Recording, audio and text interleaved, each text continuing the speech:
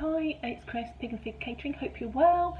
So today I'm just going to make a very simple risotto. Just simple, plain risotto, and then give you some ideas of extra bits and pieces that you can add to it to flavour it up, change it, and all those good things. So I'm just get all the ingredients ready, talk you through the ingredients, and then we'll get cooking. So for this recipe, super simple. I have got 30 grams of butter in the pan and a little bit of olive oil in there, which I'm going to melt down. I've got probably about half a white onion, nice and finely diced, 1 garlic, finely chopped, 150 grams of arborio risotto rice, 600 mils of, I'm going to use chicken stock for this one, but you can use vegetable stock of course, 75 mils of white wine. I always use the wine that I'm drinking, so that's a nice Albarino. And then I've got, that's 50 grams of parmesan. Whether I need it all or not, it depends on flavour, and just some white pepper.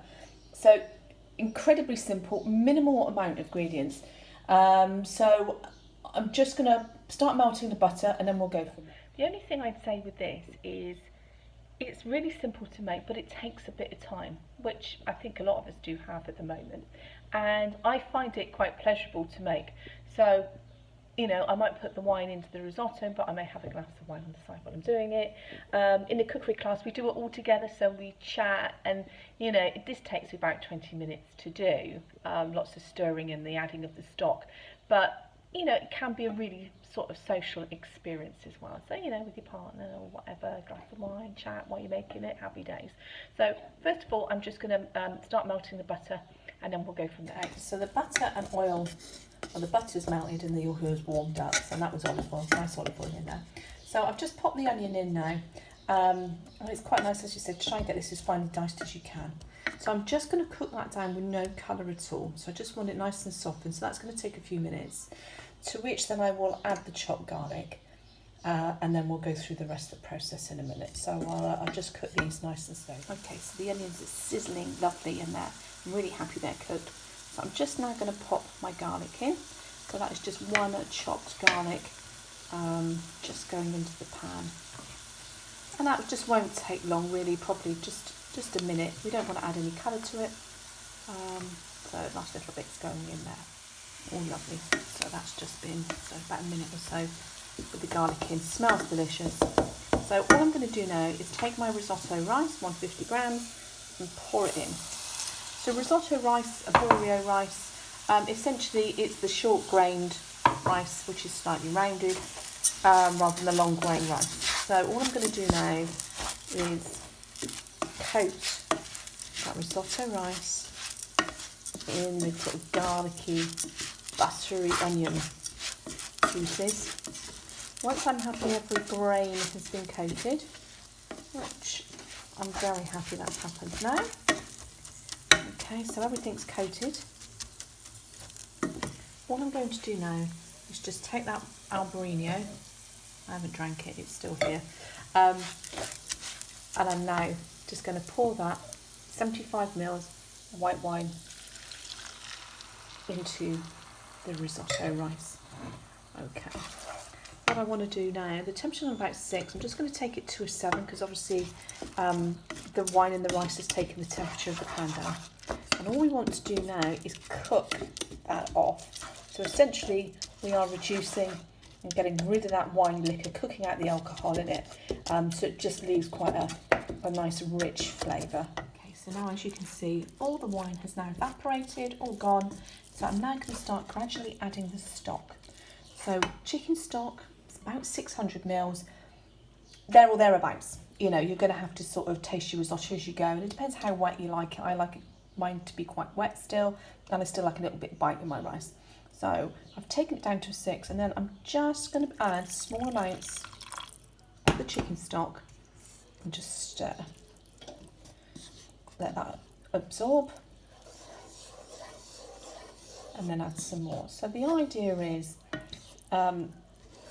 it becomes nice and silky and glossy, so all the starch is coming out of the rice, and it giving this really sort of yummy, creamy sort of finish to it. So I'm just going to keep stirring and coming back to it.